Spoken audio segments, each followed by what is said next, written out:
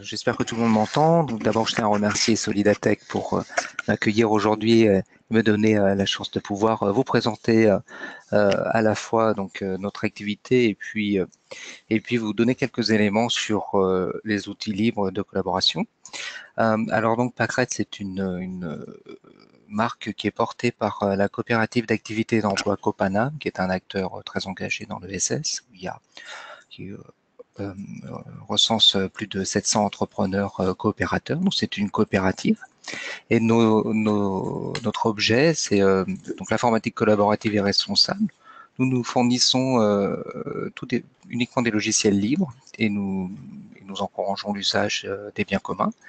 Et lorsque nous fournissons un logiciel ou un service, nous faisons en sorte, quand il est hébergé, par exemple, nous choisissons des hébergeurs qui ont une attitude, une démarche éco-responsable, et notamment, pour faire court, par exemple, un élément qui est important pour nous, c'est que les énergies qui sont utilisées pour faire fonctionner les data centers soient des énergies renouvelables. Donc nos valeurs sont l'écologie, la solidarité et l'authenticité. Nous faisons partie du collectif des hébergeurs chatons, qui est porté par l'association Framasoft et qui a pour objet de fournir à ses clients ou bénéficiaires, parce que les hébergeurs ne sont pas forcément payants ou professionnels, des conditions d'hébergement neutres et dont le modèle économique est transparent et qui garantit la vie privée à la fois des utilisateurs et éventuellement des visiteurs des sites qui sont hébergés aussi. On pourra y revenir sur cet aspect. Nous avons trois axes. Nous formons les personnes sur le logiciel libre, et notamment les logiciels collaboratifs. Nous accompagnons les, euh, les petites entreprises ou associations ou organisations de l'ESS pour l'usage, la mise en place de ces outils.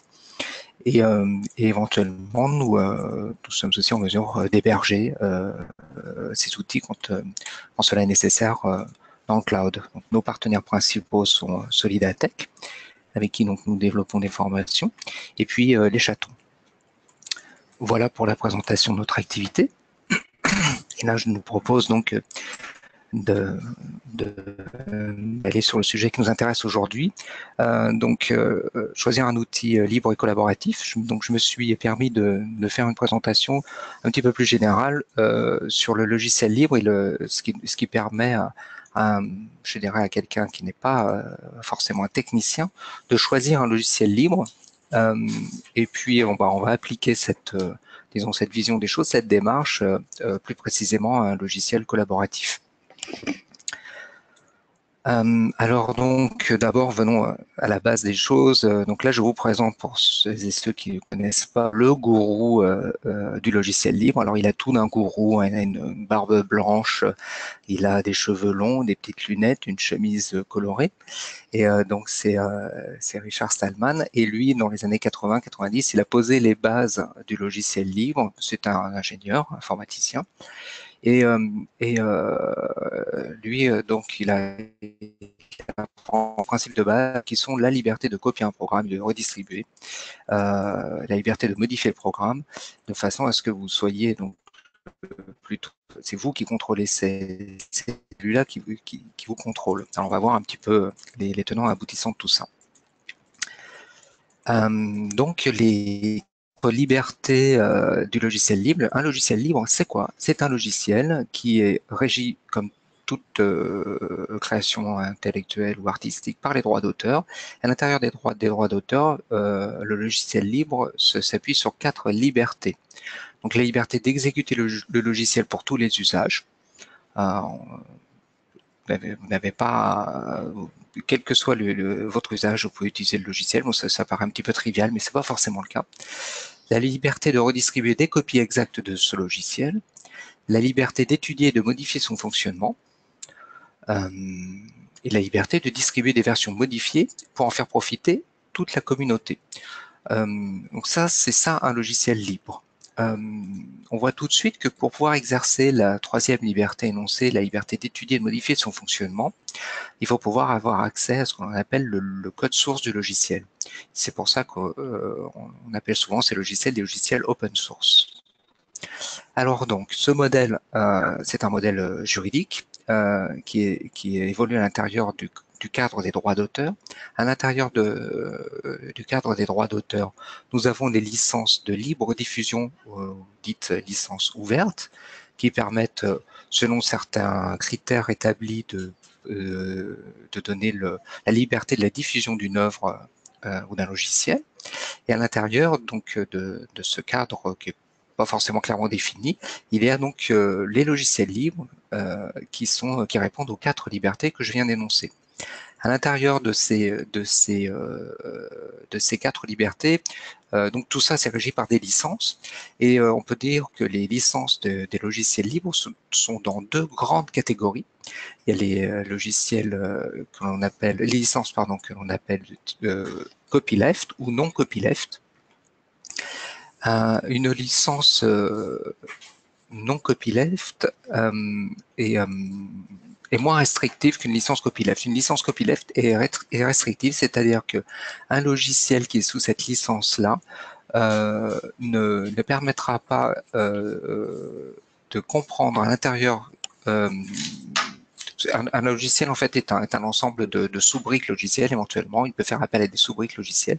À partir du moment où un logiciel est sous licence copyleft, l'ensemble de ses composants doit être sous cette licence-là. Donc une licence qui n'est pas restrictive autorise la présence de composants qui sont eux-mêmes pas forcément sous licence libre à l'intérieur de ce logiciel. Ça devient déjà assez compliqué. Et encore là, je vous fais vraiment une version très courte de la chose. Il y a des dizaines et des dizaines de modèles de licence de logiciels libres parce que ces caractéristiques juridiques sont complexes et toutes les parties prenantes dans le domaine du logiciel ont des raisons différentes de contribuer au logiciel libre et donc c'est ce qui a permis en fait le développement de ces logiciels, c'est d'avoir à la fois pour certains un modèle très strict et pour d'autres plus permissif. Donc là, je n'ai pas encore prononcé le mot de gratuité. La gratuité et le logiciel libre, ce sont 2 choses bien différentes. Alors en anglais, le mot est le même pour caractériser cela, c'est free. Mais on peut avoir des logiciels qui sont gratuits avec des licences propriétaires ou privatisent de droit, comme on dit. Et c'est pas ça qui fait c'est pas ça qui caractérise un logiciel libre. C'est pas parce qu'un logiciel est gratuit qu'il est libre, c'est pas parce qu'un logiciel est libre qu'il est gratuit.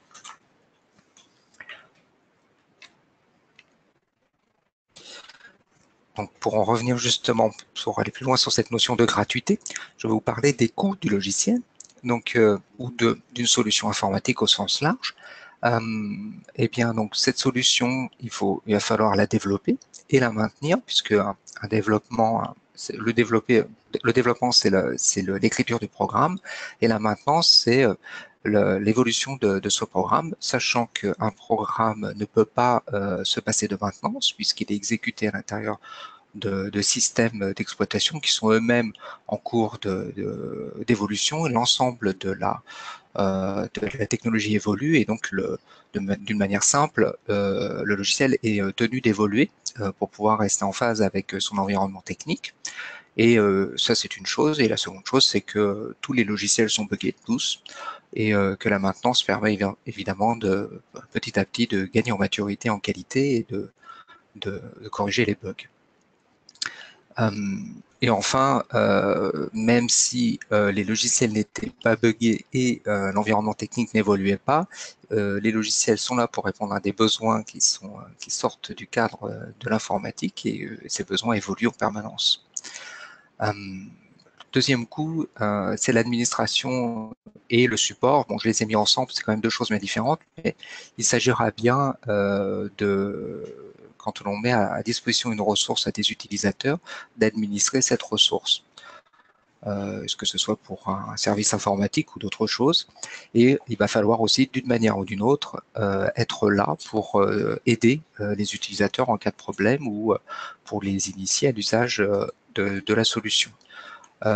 Ce sont des coûts en temps ou en moyens financiers, mais ce sont des aspects du coût du logiciel ou de la solution au sens large.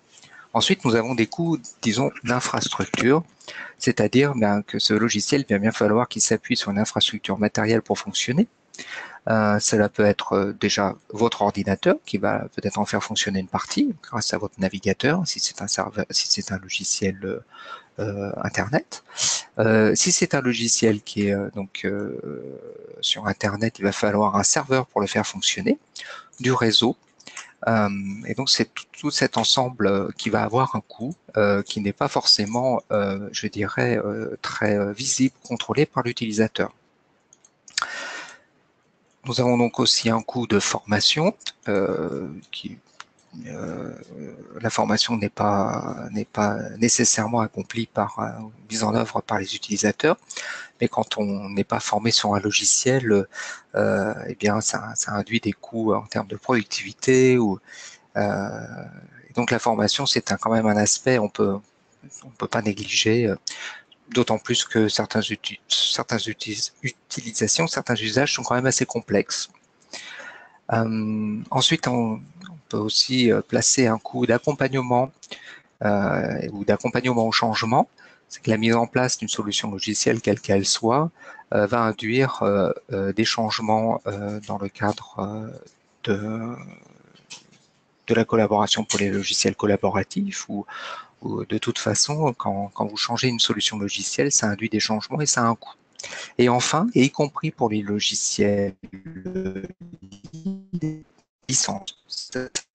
Je vais pas en parler là parce que c'est assez rare. Donc là, ce sont des informatiques, qu'elles soient libres ou pas. Et qu'il faut toujours, évidemment, quand on est responsable d'une association ou responsable d'un service informatique, on doit toujours avoir ces repères pour évaluer les coûts d'une solution informatique.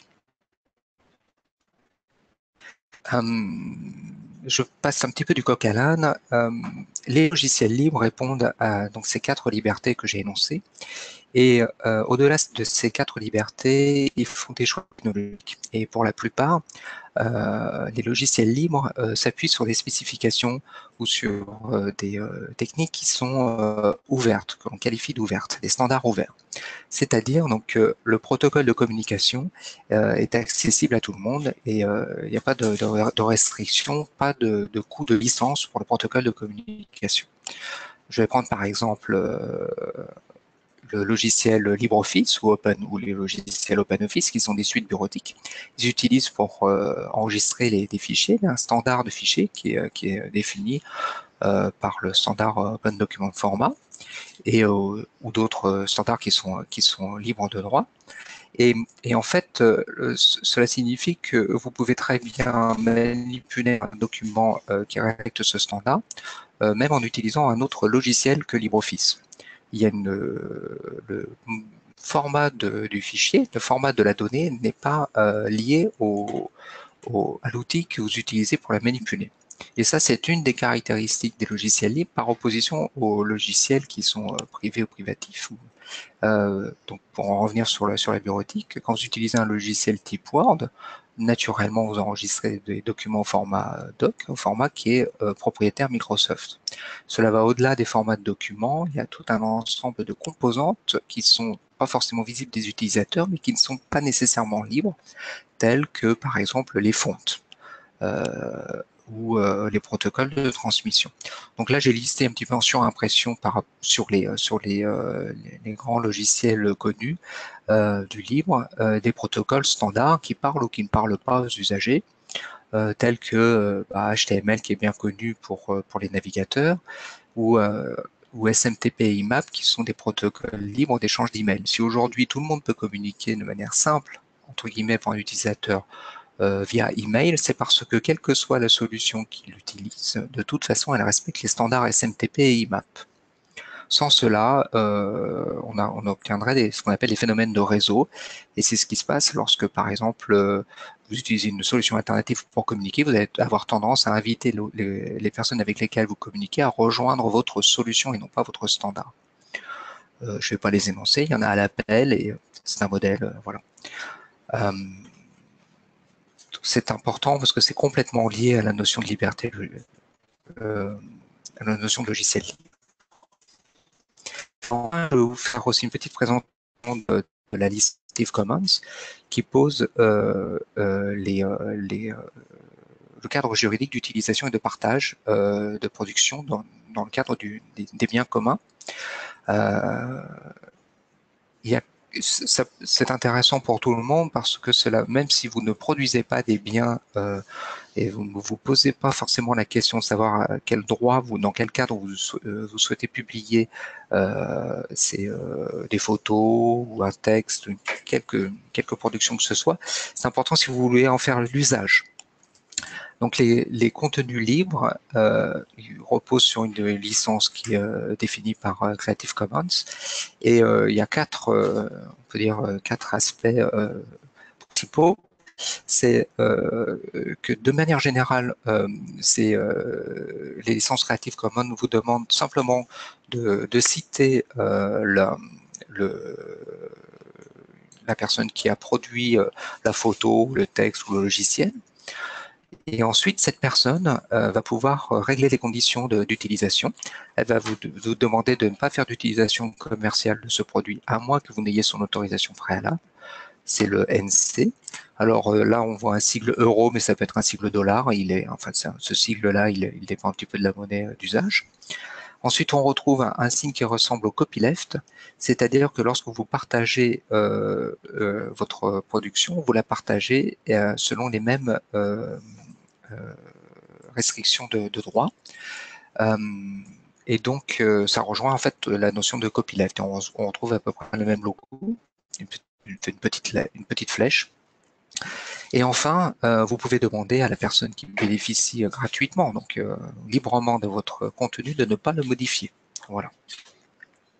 Et donc, ça, c'est important parce que si, par exemple, vous utilisez, comme moi, dans le cadre d'une présentation des contenus qui viennent, par exemple, de Wikipédia, Wikipédia, c'est assez conditions de distribution et je dois les respecter. Alors, un petit résumé. Donc, qu'est-ce que c'est qu'un logiciel libre? Le logiciel libre tout seul, c'est intéressant de le connaître, mais c'est un ensemble de choses. Nous avons un logiciel libre qui est développé donc, par des développeurs qui utilisent pour cela un code source. Ce code source, il peut être aussi combiné avec des contenus libres qui peuvent être donc sous licence Creative Commons. Ce code source, une fois compilé, transformé en programme exécutable, il peut être agrégé, on va dire, inclus à l'intérieur de ce qu'on appelle pour Linux des distributions. Une distribution Linux, c'est un ensemble de logiciels qui sont packagés pour fonctionner ensemble et respectent des standards ouverts. Donc, ces logiciels requièrent des licences libres pour disposer d'un cadre juridique qui permettent de redistribuer ou de publier des améliorations. Tout ceci est lié à des valeurs éthiques, de partage, de liberté. Maintenant, un logiciel libre, c'est un logiciel qui répond aux 4 critères de ces libertés. Il répond à une licence libre à l'intérieur du cadre des droits d'auteur, et c'est pas parce qu'il est dans ce cadre de fonctionnement qu'il sera développé ou par des personnes qui ont un vrai engagement éthique. Il faut être, c'est comme n'importe quel label, il y a des belles choses et des choses moins belles. Voilà, faut pas s'arrêter uniquement à l'étiquette.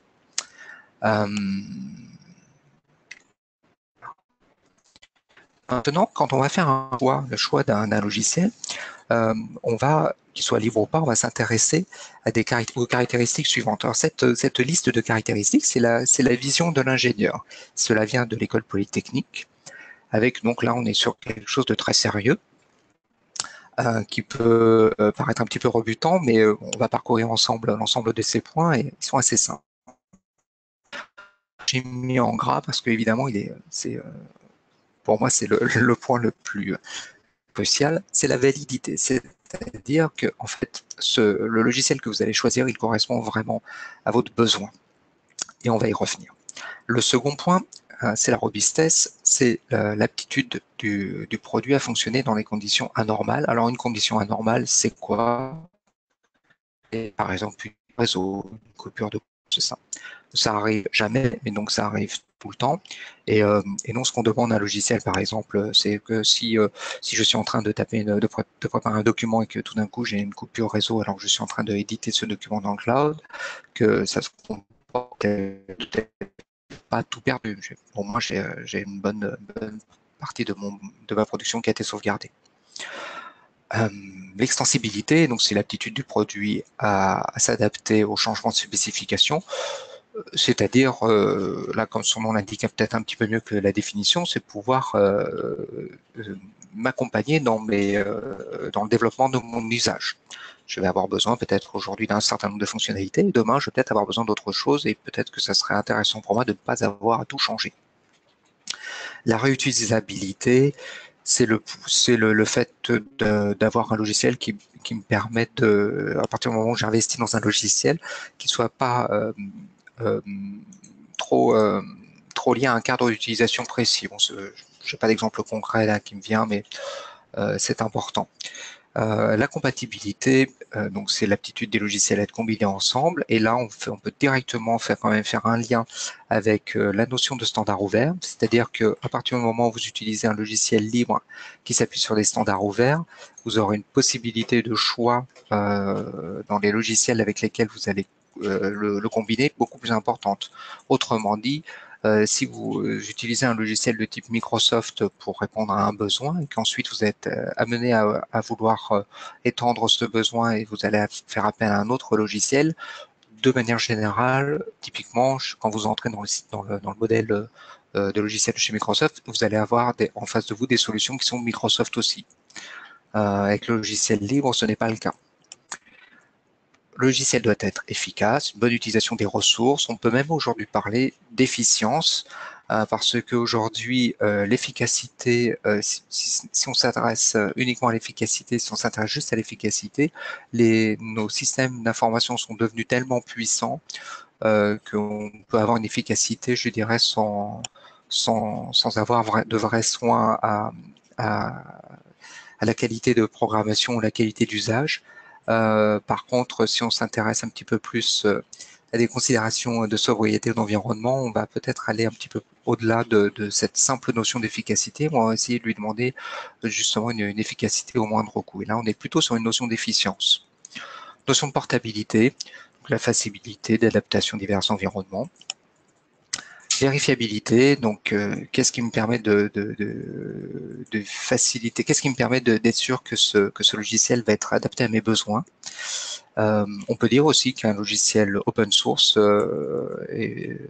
permet, de par sa transparence, offre un atout vraiment considérable en termes de vérifiabilité, que les logiciels fermés propriétaires sont quand même, la vérifiabilité sera plus basée sur la réputation du logiciel que sur la vraie connaissance du logiciel, de sa composition. L'intégrité, donc là on arrive sur une notion de sécurité, c'est très important, mais c'est pas forcément ce qui nous, en tant qu'utilisateur, simple utilisateur du logiciel, ce qui nous apparaît en premier, mais c'est en tout cas très important d'un point de vue technique. Et la convivialité, alors là, c'est une des choses absolument indispensables pour un utilisateur non technicien. Il faut que le logiciel soit agréable à utiliser et que l'apprentissage soit facile. Pour savoir si le logiciel correspond à mes besoins, il faut vraiment que je connaisse d'abord mes besoins. Donc, la spécification d'un logiciel, la spécification de mes besoins, c'est la première étape avant d'aller chercher un logiciel où que ce soit, qu'il soit libre ou pas. Pour clarifier le besoin, il faut bien donc le différencier, ce besoin, de la solution et de la stratégie. Donc le besoin, ça va être par exemple de faire une présentation pour un webinaire. La solution, dans mon cas, évidemment, j'aurais choisi un logiciel libre pour le faire. Et ma stratégie, c'est autre chose. C'est la façon, c'est ma manière de mettre en œuvre mon produit, de aboutir à mon besoin, à satisfaire mon besoin. Pour bien clarifier le besoin, il y a différentes méthodes. Il y a une méthode bien connue des 5 pourquoi. Donc alors j'ai besoin d'une présentation pour le webinaire de Solidatech, pourquoi, etc., etc. Et j'en viens à ce qu'il me faut C'est un logiciel qui me permet de faire une présentation. Bon, je peux arriver à cette conclusion avant le cinquième pourquoi. Ça peut m'emmener vers des considérations peut-être assez mystiques des fois, hein, quand on va très loin dans les pourquoi. On a un bon besoin quand on a un bon verbe. Un besoin, c'est un verbe. En général, ça va être produire un document, éditer un document, je sais pas, télécharger un fichier sur un serveur. Ça, c'est un besoin qui est clairement identifié. Et où on peut aussi se poser la question, mais c'est quoi le problème d'abord? Ce qui est toujours une bonne approche. Parfois, les solutions disparaissent parce qu'en fait, les problèmes disparaissent d'abord.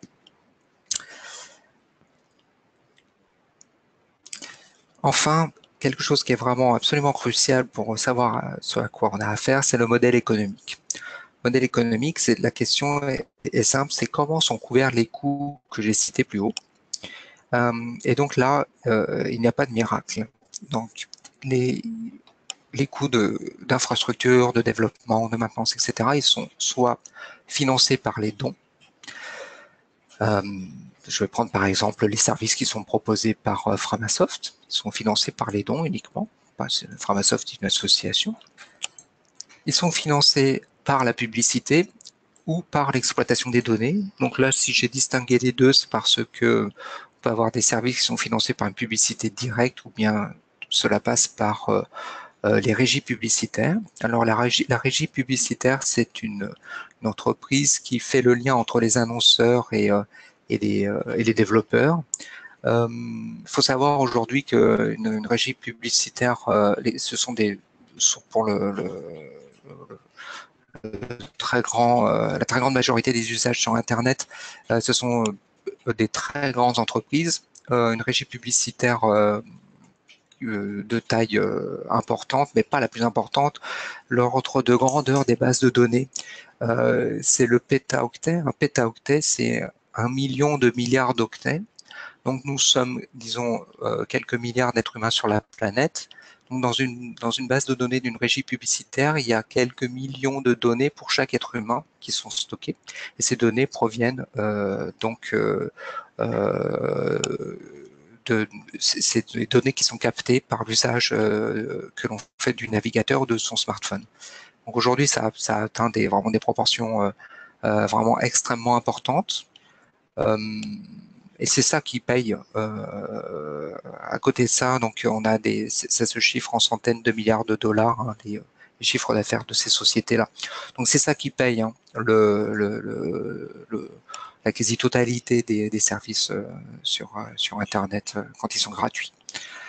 Ou alors ils peuvent être financés par le service. C'est le cas de certains logiciels libres. Donc je vais vous présenter ça.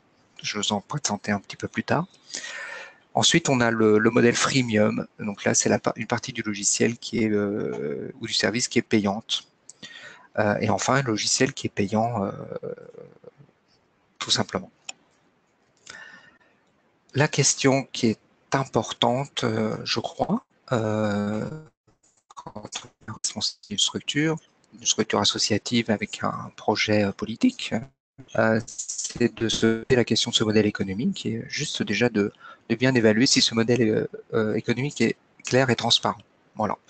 C'est pas forcément le cas. C'est un euphémisme en fait ce que je viens de dire. Aujourd'hui, il y a aussi on a devant nous de plus en plus de modèles économiques qui sont composites, qui sont très complexes. Et le modèle d'ailleurs économique, je dirais simple, de la régie publicitaire est déjà assez complexe. Alors bon, après tout ça, je vous propose d'aller à la recherche du logiciel libre de nos rêves. 4 pistes que je vous propose. Donc en France, nous avons un acteur vraiment central du logiciel libre, une association qui s'appelle Framasoft. Nous allons visiter son site. Il propose 2 choses, un annuaire du libre, entre autres. Il propose 2 choses, un annuaire du libre et puis une liste de services en ligne, un ensemble de services qui, dans le cadre du programme de dégooglisons Internet.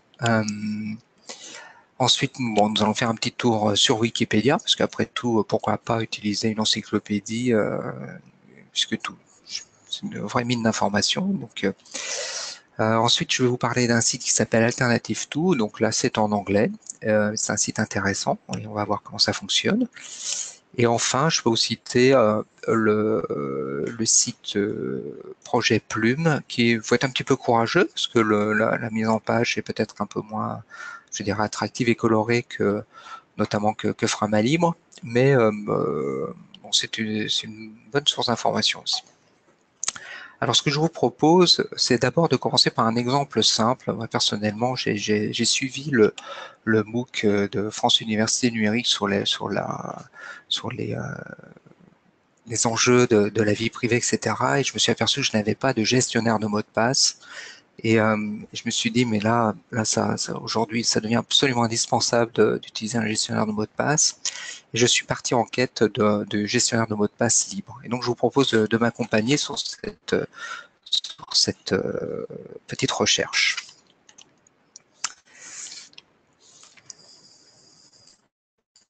Alors d'abord, évidemment, en tant qu'utilisateur de logiciels libres, quand je vais chercher un logiciel libre, je vais d'abord sur l'annuaire des logiciels libres de Framasoft, qui a changé depuis quelques temps.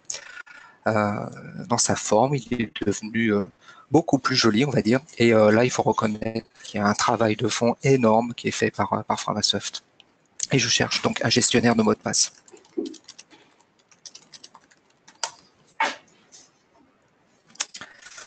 Et là, on me propose différentes solutions. Et là, évidemment, je commence déjà à être embêté puisque j'ai plusieurs solutions.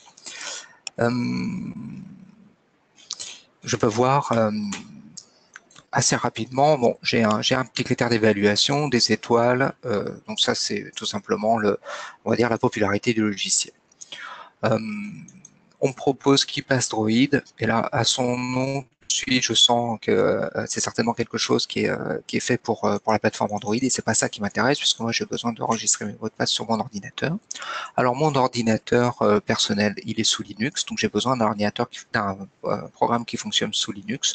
Cela dit, il n'y a pas de raison qu'un bon outil libre aujourd'hui ne fonctionne pas aussi bien sous Linux, sur Mac ou sous Windows. On propose ensuite KeePass XC. Ah, alors pourquoi XC? Est un fort communautaire de KeePass X. Ces logiciels disposent de fonctionnalités supplémentaires. Donc là, avec ça, moi, je suis bien avancé, n'est-ce pas? Alors, je vais regarder quand même un peu plus en détail. Et là, donc, j'apprends que KeePass XC est un fort communautaire, etc. est construit à partir de la version 5.2 des bibliothèques Qt. Alors là, moi, je sais ce que ça veut dire, mais je me mets à votre place, c'est pas forcément évident. Alors, je vais pas vous taquiner plus longtemps. Qu'est-ce que c'est que, si je vous emmène sur cet exemple, c'est juste pour vous clarifier la notion de fork. Donc, un logiciel libre, c'est un logiciel que l'on peut, selon la troisième liberté, on peut accéder à son code source et on peut le modifier comme bon nous semble pour lui apporter des améliorations. Quand on récupère le code source d'un logiciel et qu'on en fait une nouvelle version avec des trucs en plus dedans, ça s'appelle un fork. Quand il est porté par la communauté, ça s'appelle un communautaire. Et donc là, j'apprends que KeePassX est un fork communautaire de KeePassX. Faisant suite au développement très lent de KeePassX. Donc il s'est trouvé que ce logiciel KeePassX, sans en connaître plus, là, Framasoft me dit qu'en fait son développement est devenu trop lent et qu'il a été fait un fork communautaire, donc des personnes ont récupéré le logiciel et se sont investis dedans pour le mettre à jour. Ça, c'est un critère évidemment très important. Il faut que mon logiciel que je vais installer, soit aujourd'hui maintenu par une grande communauté de développeurs, enfin une communauté suffisante de développeurs. Et donc là, on me propose d'utiliser ce logiciel. Un gestionnaire de mot de passe, c'est quoi? Un gestionnaire de mot de passe, c'est un logiciel qui enregistre dans un fichier qui est crypté, auquel j'accède par un mot de passe qui m'appartient, mes mots de passe, les mots de passe que j'utilise pour me connecter à droite et à gauche sur Internet, voire peut-être d'autres trucs. Ce logiciel, il doit être pratique, c'est-à-dire qu'il doit me demander un minimum d'effort, parce que sinon je ne l'utiliserai pas. Et c'est ce que je vais lui demander. Et enfin, ce logiciel, il doit être au moins intégré à Firefox, c'est-à-dire que quand je navigue, il faut que ce logiciel puisse assez facilement répondre à, soit branché sur Firefox de manière à ce que je n'ai pas à saisir moi-même les mots de passe, quitte à aller les chercher euh, dans mon trousseau de mots de passe. Je vais voir s'il correspond bien à ce que je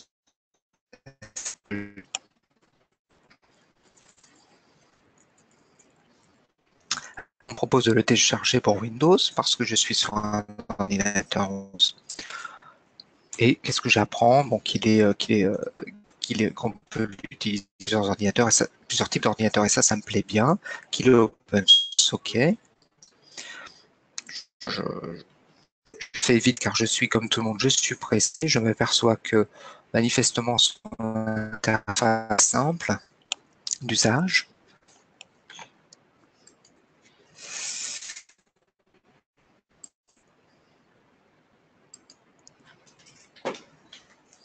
Effectivement, j'ai des screenshots, des copies d'écran sur Windows et sur Mac. Je vais aller voir les questions. Alors, ça me permet d'en savoir plus sur les différences entre KeePass et KeePassX. KeePass est un logiciel,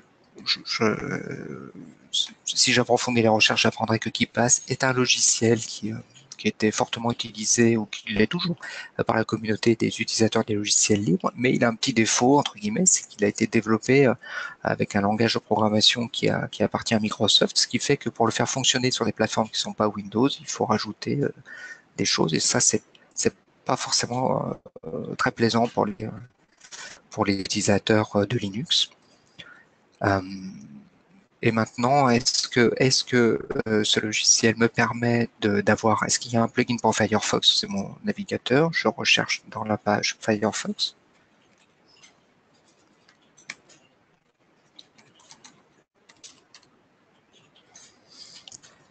Je trouve pas manifestement de, de, pour Firefox. Maintenant, je vais voir le guide de démarrage rapide. Ah, et je m'aperçois néanmoins quand même que je peux l'intégrer à mon navigateur. C'est valable pour Firefox et Chrome. Donc, a priori, ce logiciel répond à mes besoins. D'après, en tout cas, la réputation qu'il a sur Framalibre, sur Framasoft, euh, il fait le job, comme on pourrait dire. Maintenant, je vais aller sur un autre site qui s'appelle Alternative Tout.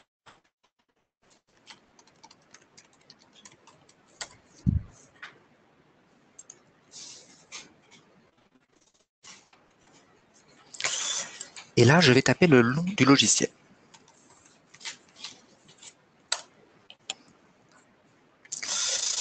Et là, qu'est-ce que j'apprends?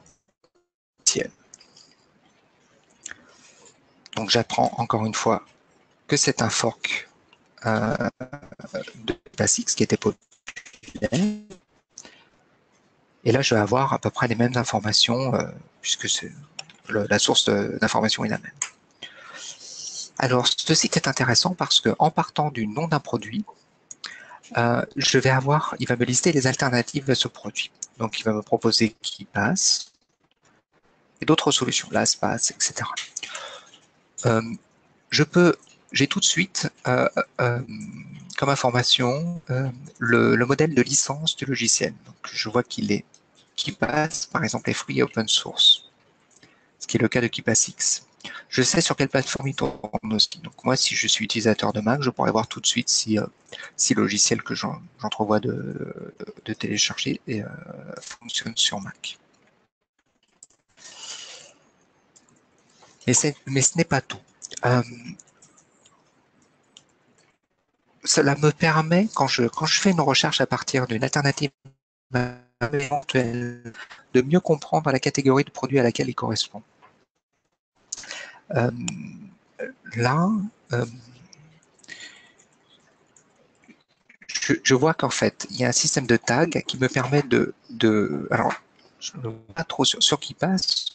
je vois qu'en fait, c'est un logiciel qui me permet de travailler avec des mots de passe cryptés. Ensuite,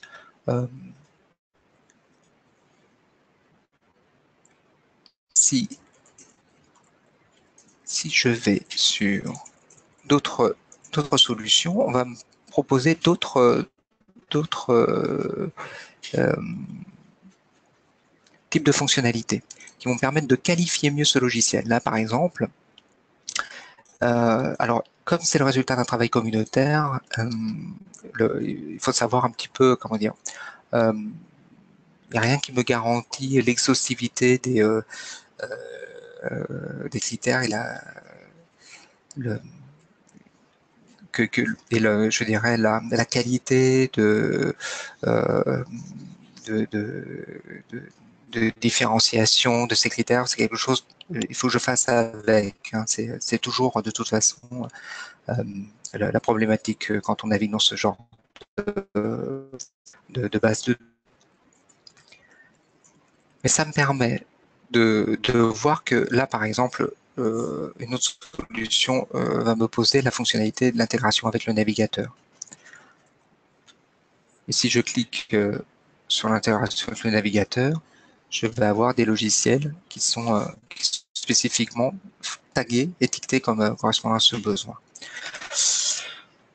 C'est une source de données, d'informations à l'intérieur de laquelle naviguer ça prend un temps, mais ça permet d'un petit peu mieux voir ce qui se fait, quelles sont les solutions proposées et finalement qu'est-ce qui se fait. Donc est-ce qu'un générateur de mot de passe, est-ce qu'il est forcément intégré à un navigateur ou pas? La réponse là sera plutôt oui. Ça permet d'avoir une meilleure vision du besoin. En tout cas, à travers les solutions qui sont proposées, ça peut me permettre d'affiner mon besoin. Voilà, donc là un exemple simple, puisque le besoin est simple, qui n'implique que moi, c'est juste mon choix pour choisir un logiciel. On s'aperçoit quand même tout de suite que si je retourne j'ai perdu ma page, sur Framalim, assez rapidement, euh,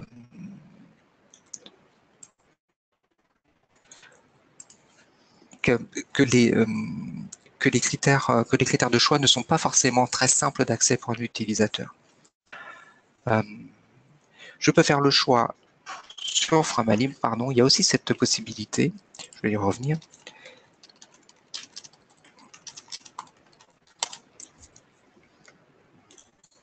Il se peut, mais c'est pas toujours le cas, qu'un logiciel, voilà, que chez Framasoft aussi,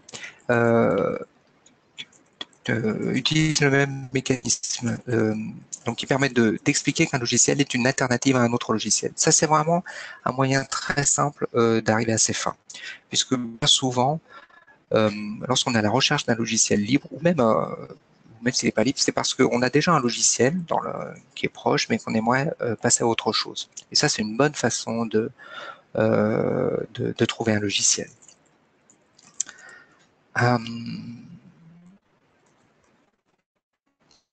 Maintenant, je vais nous proposer de répondre à un besoin plus complexe, qui est celui donc de collaborer avec les membres de mon équipe ou de collaborer avec des personnes qui sont extérieures à mon organisation. Donc là, je vais retourner à mes besoins. Mes besoins, c'est quoi? Collaborer, ça veut dire quoi? Je vais dire par exemple, j'ai besoin d'un logiciel basique qui me permette de partager des fichiers et éventuellement de partager un agenda ou partager des tâches. Alors, je vais mettre partage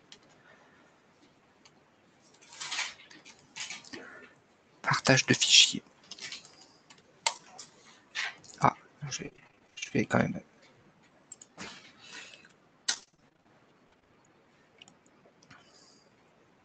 Et là, on me propose un ensemble de logiciels. Naturellement, je vais avoir tendance à aller voir les logiciels les mieux notés par la communauté. Là, je suis totalement béotien. Et là, je vois Groupware pour initiative citoyenne. Bon, a priori, c'est pas forcément ce qui m'intéresse. Moi, je suis une organisation comme une autre. Euh, et je veux partager des fichiers. Là, je vois Agora Project, travail collaboratif simple, efficace pour partager les fichiers agenda, etc. Très bien. Après tout, peut-être, je n'ai pas besoin d'aller plus loin. Et là, je vois donc créer un espace privé pour votre équipe et partager des fichiers, un fil d'actualité, plusieurs agendas, une messagerie instantanée, forme de discussion, newsletter, etc., etc. Je me dis, ben, c'est parfait, j'y vais.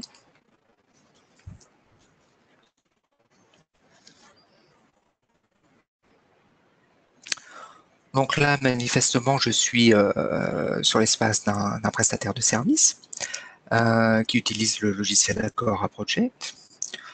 Je m'aperçois assez rapidement, je ne vais pas faire l'analyse complète du contenu du site, mais que c'est une équipe française.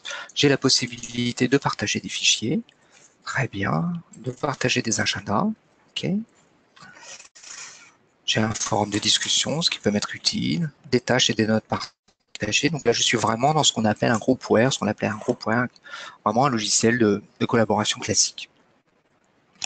Je le note, et là, bah, je peux, par exemple, je note bien le nom du logiciel, du programme, et pas du prestataire, et je vais aller faire un petit tour du côté alternatif.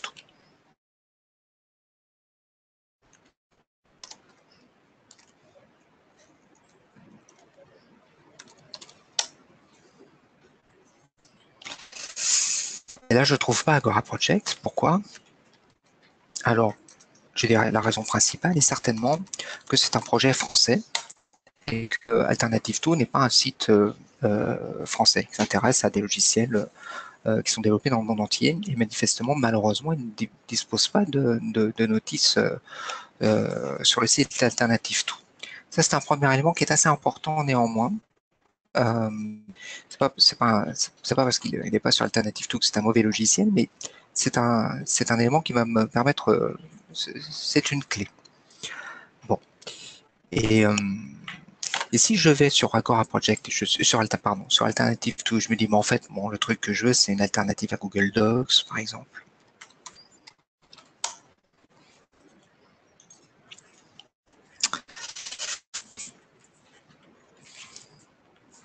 Et là, on pose un ensemble de, d'éléments, en fait, plutôt de Google. Et là, j'ai d'autres alternatives. Ah. Je vois des alternatives qui sont libres et d'autres qui ne le sont pas. Par exemple, Dropbox qui est pas libre. Je vois OnCloud, open source, freemium, etc. Moi, ce que je cherche, pour des raisons qui m'appartiennent, pourquoi pas, je cherche un logiciel open source.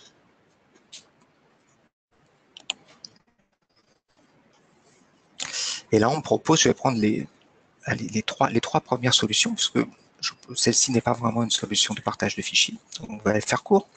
Je vois OnCloud, Safe Home pour All Your Data, Access, donc et partage des fichiers, calendrier, contact, bah, c'est exactement ce dont j'ai besoin. Et donc là, deuxième solution, on est plutôt sur la synchronisation de fichiers, partage de fichiers, en même temps c'est ça aussi. Et Nextcloud, je vois à peu près la même description qu'OnCloud. Bon, je retourne sur chez Framalibre et je tape je vais taper OnCloud.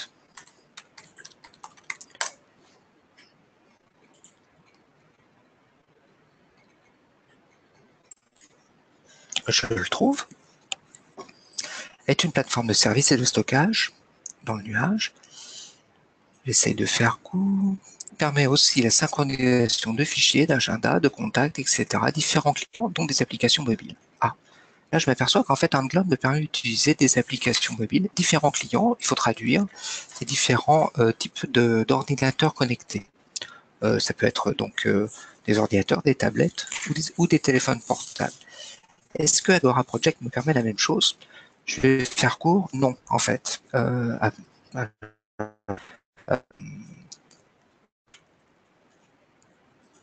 J'ai pas les possibilités de partage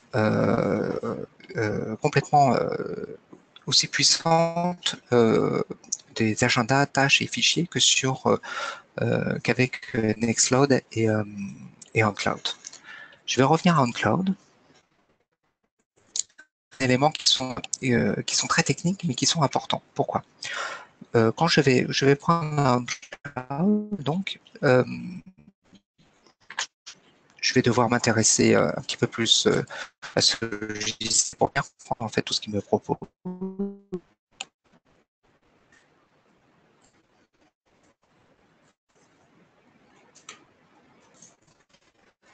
Là, ça rame un petit peu.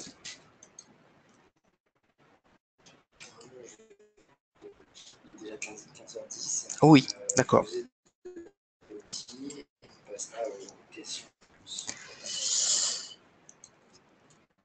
Très bien. Enfin, pour ce choix, j'allais sélectionner OnCloud et ensuite du côté de Nextcloud. Et Nextcloud, en fait, est un fork de OnCloud.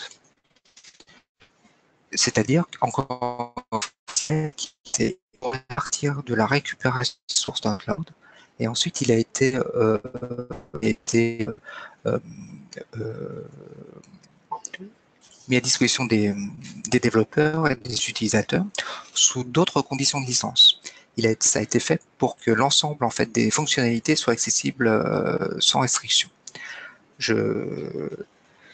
Simplement, là, on se retrouve sur la nécessité, j'ai envie de dire pour conclure sur ce choix, la nécessité malheureusement d'avoir une bonne connaissance du fonctionnement du développement des logiciels libres pour choisir, là en l'occurrence, je dirais pour la plupart des utilisateurs, la plupart des usages, il est préférable d'installer Nextcloud plutôt que OnCloud, euh, parce que les perspectives d'évolution de Nextcloud correspondent plus aux usages communs des personnes, surtout des personnes qui assistent à ce webinaire. Aujourd'hui, je n'aurais pas fourni vraiment les clés pour choisir un bon logiciel libre qui correspond à ses besoins, malheureusement. Je vous aurais juste mis devant la difficulté qui est inhérente à ce milieu, étant donné que ces logiciels sont développés par une très grande communauté. Aujourd'hui, le monde du logiciel libre est un monde foisonnant, où il y a des logiciels qui apparaissent tous les jours, et des logiciels qui peuvent disparaître parce qu'ils n'ont pas de modèle de financement pérenne. Et donc, pour aujourd'hui choisir un logiciel qui va vous accompagner dans la durée, vous avez besoin en fait de ces compétences techniques et vous avez besoin de faire appel à des professionnels pour vous accompagner. Et, par exemple, en l'occurrence sur Nextcloud ou OneCloud, le choix, si vous allez chez OpenDSI, qui est un professionnel qui fournit une étude comparative des deux logiciels, expliquer au moment où le fork a eu lieu, les raisons pour lesquelles il fallait choisir Nextcloud ou OneCloud. Et donc voilà. Je vais revenir à la présentation. Du coup, je ne serais pas allé sur Plume, c'est dommage, je vous encourage à aller voir. Il y a énormément de logiciels référencés avec des notices qui sont assez récentes. Chez nous, chez Pacrette, je vais juste présenter la politique de choix, ce qui permet aussi de savoir, quand on s'adresse à un partenaire, eh bien, celui-ci va avoir sa politique de choix. Si vous vous adressez à nous, on va vous proposer des logiciels qui répondent à ces critères-là. Ils sont libres et open source, ils sont stables, c'est-à-dire robustes dont l'usage est sûr. Ce sont des logiciels qui sont matures.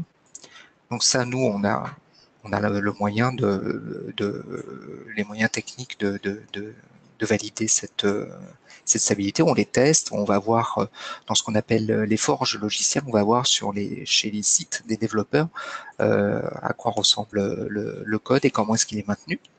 Ils sont pérennes. On s'intéresse au modèle économique de la structure qui développe le logiciel. Par exemple, dans le cadre de Nextcloud, le logiciel est financé par les services et cette société font des services à de grandes entreprises qui lui garantit un modèle de revenus stable. Ensuite, nous avons nos critères qui sont les nôtres. Nous avons une dimension écologique. Nous choisissons des logiciels qui respectent les utilisateurs. notamment sur la quantité de notifications qui sont reçues. On fait en sorte que le logiciel permette de régler ces notifications. Ce sont des logiciels qui sont non spécifiques, c'est-à-dire qu'on n'a pas besoin de développement supplémentaire pour pouvoir les utiliser. Ils sont simples d'usage et l'utilisateur doit avoir une interface disponible en français et en plus des logiciels sobres et en tout cas hébergés dans des conditions d'hébergement qui sont sobres et éco-responsables. Cet ensemble de critères nous appartient et nous prétendons pas avoir la solution pour fournir un logiciel libre.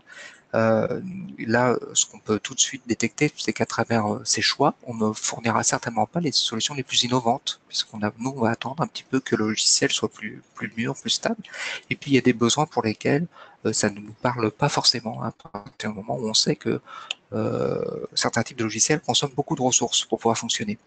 Voilà. Maintenant, donc c'est intéressant quand vous faites appel à quelqu'un pour vous accompagner de connaître sa politique de choix et, puisque ça va orienter ses conseils. Voilà, donc en conclusion, je dirais quand même que si je ne l'ai pas forcément dit clairement, que le logiciel libre porte des valeurs qui sont tout à fait intéressantes et que si vous êtes des cancres du logiciel libre, je vous invite à copier cette phrase une centaine de fois pour lundi prochain. Voilà, je vous remercie pour votre attention.